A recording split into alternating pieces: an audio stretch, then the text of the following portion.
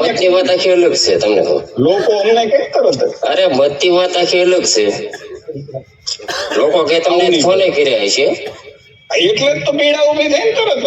હા, પણ એ કોણે ફોન કર્યા એ મને ખબર છે. ના, તમારા ગામ વાળું તો કોઈ છે નહીં મારી પાસે અત્યારે. પ્રણીતભાઈ તરત જ વાત આખી અલગ છે. બધા કેવું હોય જેમ સાંભળો મહેશભાઈ, મતની વાત આખી અલગ છે. ખેડૂતનો મુદ્દો આખો અલગ છે. ભાઈ, ખેડૂતનો મુદ્દો કે કોંગ્રેસે એક થોડો ઠેકો લીધો છે તાનો ભાઈ. અને તમે કોંગ્રેસે ઠેકો લીધો. હિન્દુસ્તાનની અંદર કોંગ્રેસે મનમોહનસિંહના દેવા માફ કર્યા. કસવાલા સાંભળતા હો તો સાંભળી લ્યો. તમે મારા માણસને દબાવવાનું પાછું ચાલુ કર્યું. મને એમ હતું કે તમે સુધરી ગયા છો, પણ તમે નહીં સુધરો. તમે તંત્ર કરો ને ને આ હિતર લીધો તો ને એ છેલીને બોલો ને. હા, એવું થોડું હોય કે એને પ્રશ્ન સોલ્વ કરશે દુનિયામાં. તમને કહું આ 70 હતા કે નહીં, ત્યાં કાલે 80 આવે તો એમ વાંધો નથી, પણ એ ખોટું ને. એમ નહીં, ખેડૂત હાટું મને ખેડૂત કીધું કે મારે જવું જોઈએ, મારે જરૂરી છે તો એ લોકો મારી ભેગા હોય. મારે યાર આવું જોઈએ એથી મને ખબર પડે. પણ મેં તમને છોડ્યા કોઈ દી હું ગમે ત્યાં રાતે ફોન કરું. તો હવે આવું ના કરતા. એમને તમે માથે જો છે ખોટું છે મહેશભાઈ. મારે તો કેટલા ફોન આવ્યા છે, મને મગજ ખરાબ કરી નાખે. એમને તમે માથે જો ખોટું છે.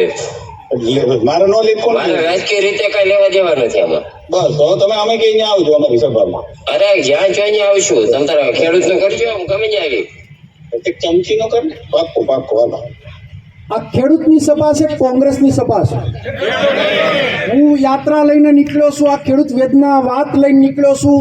મેં શરૂઆત વડિયાથી કરી. વડિયાથી લઈ હું આગળ વધતા બગસરા આવ્યો. બગસરાથી હું ધારી આવ્યો. ધારીથી હું ખાંભા ગયો. ખાંભાથી હું રાજુલા ગયો. રાજુલાથી હું જાફરાબાદ ગયો. જાફરાબાદથી આ સવારે હું લીલિયા ગયો. લીલિયાથી મારી આ ભૂમિ એટલે કે મારા પોતાના મત વિસ્તારની અંદર હું સાવરકુંડલા આવ્યો. કોઈ જગ્યાએ મેં ભારતીય જનતા પાર્ટી કોંગ્રેસની કઈ વાત કરી ખરી?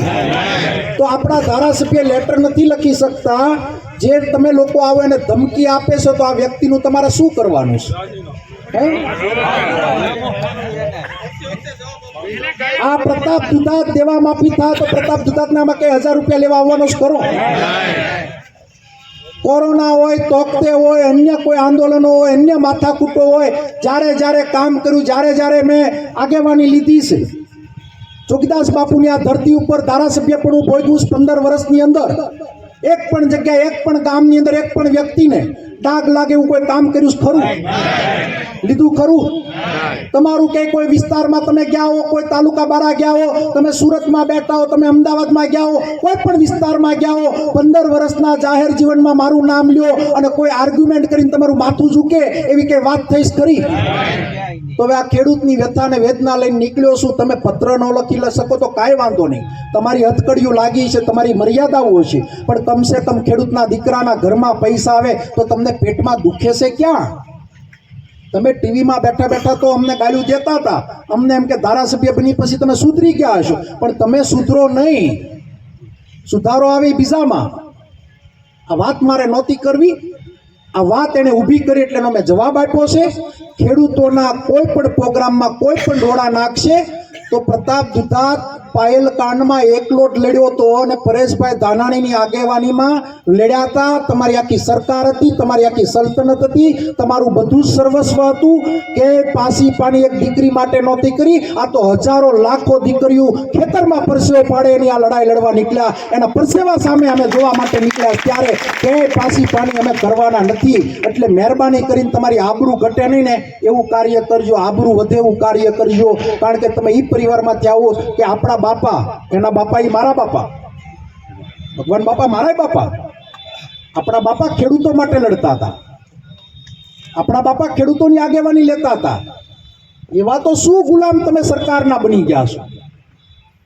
મેં બીજા ભાષણોમાં કીધું કે 44 વર્ષની ઉંમર છે. જીવનમાં જ્યારે પણ મારો વારો આવે અને ખેડૂત વિરોધની એટલે ગામડા વિરોધની મારી સરકાર વાત કરે તેથી કોંગ્રેસ સામે આ રીતની જ વાત કરવાનો છે.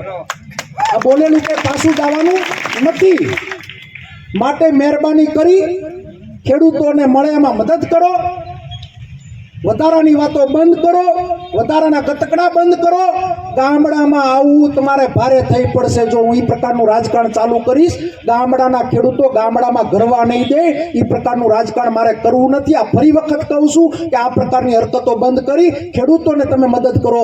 મદદ કરશો ને જો તમે પત્ર લખશો તો મેં કીધું એમ ગઈકાલે મીઠું મોઢું નહીં, તમારું હામૈયું કરવા આવી તમે મરદના દીકરો તે પત્ર તો લખો.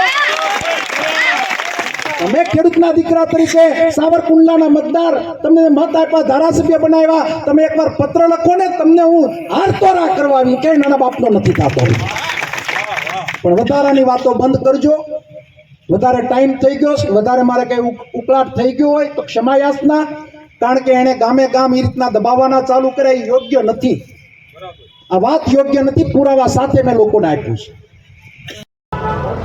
બળદગાડામાં એટલા માટે આવ્યા કે ખેડૂતનું નિશાન, ખેડૂતની ખેતી એ બળદ સાથે જોડાયેલી છે. ધરતીપુત્રો એ એક જમાનામાં 100% બળદથી ખેતી કરતા હતા. આજે આધુનિક યુગમાં બળદની ખેતી લુપ્ત થતી જાય છે.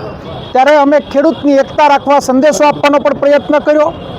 મોટી સંખ્યામાં ખેડૂતો એની વેદના, એની વ્યથા અને જે અમે ખેડૂત સત્યાગ્રહ કમિટીએ વાત ઉપાડી છે દેવા માફીની, સ્વયંભૂ આ ખેડૂતો આવ્યા હતા. પોતપોતાના ટ્રેક્ટરો, પોતપોતાના વાહનો લઈ આ લોકો પોતાનો અવાજ બુલંદ બનાવવા આવ્યા હતા. આવનાર દિવસોમાં સરકાર યોગ્ય નિર્ણય નહીં કરે તો મને એવું લાગે છે કે આ લડાઈ તેજ બનતી જશે અને ખેડૂતો સ્વયંભૂ ઘરેથી બહાર આવ્યા હોય એવું મને દેખાતું હતું. તમે એક જાહેર મંચ પરથી એક ઓડિયો પણ વાયરલ કર્યો. કોનો ઓડિયો હતો એની ચોખવટ કરો. જાહેર મંચ ઉપરથી ઓડિયો વાયરલ એટલા માટે કર્યો કે ખેડૂત સત્યાગ્રહની શરૂઆત વડિયાથી થઈ. વડિયાથી આગળ વધતા અમે બગસરા, ધારી, ખાંભા, રાજુલા, જાફરાબાદને આજે લીલિયા સુધી અમારી આ કમિટી મારફત અમે પહોંચ્યા.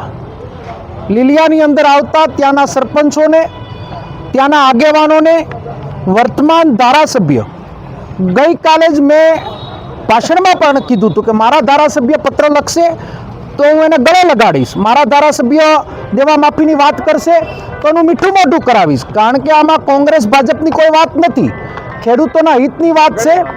ખેડૂતોના હિતની વાતમાં ધારાસભ્યએ એક સરપંચને વાત કરી અને એની ઓડિયો મારા સુધી આવી કે અમને આ રીતના દબાવવામાં આવે છે. તો મેં 2 ધારાસભ્યોના બેનર લગાડ્યા, એને સ્વાગત પણ કર્યા. અને જો કોઈ ખેડૂત એકતા તોડવાનું, દબાવવાનો પ્રયત્ન કરશે તો અમે સરદારના વારસદારો છીએ. અમે ગાંધી સિંધા માર્ગે આગળ વધી રહ્યા છીએ. આ આંદોલનને કંઈ કનડગત ના કરે, સપોર્ટ ના આપે તો કંઈ વાંધો નહીં, સહકાર ના આપે તો એની મનની વાત છે.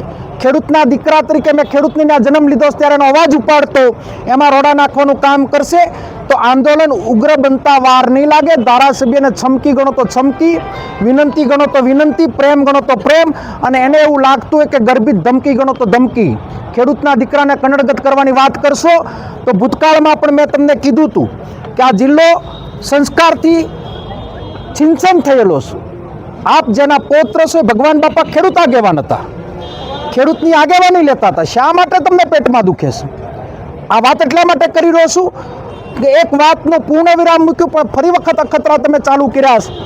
ફરીવાર આ હરકત ન થાય એની ચીમકી પણ આપી છે અને ખેડૂત આંદોલનને જો હજુ ટેકો આપશે તો મેં કીધું એમ એનું સ્વાગત પણ કરવા જાય અને સન્માન પણ કરવા જઈશ. પણ ખેડૂત આંદોલનને અને ખેડૂતોને કોઈને દબાવવા કે કનડવાનો પ્રયત્ન કરશે તો હું સરદારનો વારસદાર છું, હું લડવામાં કે પાછો નહીં હાલું. માત્ર ધારાસભ્ય કહો છો, નામ કેમ નથી બોલતા?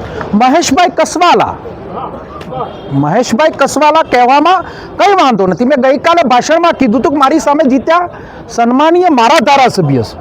મેં ગઈકાલે ધારીની અંદર ભાષણમાં કીધું હતું કે મારા ધારાસભ્ય પત્ર લખશે તો હું એને ગળે લગાડીશ, દેવા માફીની વાત કરશે તો હું એને વંદન કરીશ.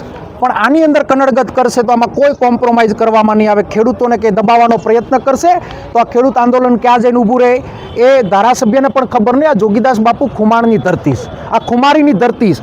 આમાં આચકલાય સિસરાવેડા સારા ના લાગે. ખુમારીવાળા વ્યક્તિઓ હામી સાથીએ વાત કરે, ખુમારીવાળા વ્યક્તિઓ દુઃખના કોઈના કામમાં એની ઢાલ બને. ખુમારીવાળા વ્યક્તિઓ, સંસ્કારવાળા વ્યક્તિઓ દુઃખના સમયમાં આશ્વાસન આપે. હું સમજી શકું સરકારના વ્યક્તિ છે, એની મર્યાદાઓ હોય, પણ એની મર્યાદાઓમાં અમારા આંદોલનમાં આવતા લોકોને અટકાવે. આ ખેડૂતની વાત છે, કોઈ કોંગ્રેસની વાત નથી. જ્યારે આપણે લડવાનું થશે ત્યારે લડી લેશું. વર્તમાન સ્થિતિમાં ખેડૂતને પડેલી મુશ્કેલીમાં સહકાર આપે એવી અપેક્ષા પણ રાખું છું. ધન્યવાદ. વ્યક્તિઓ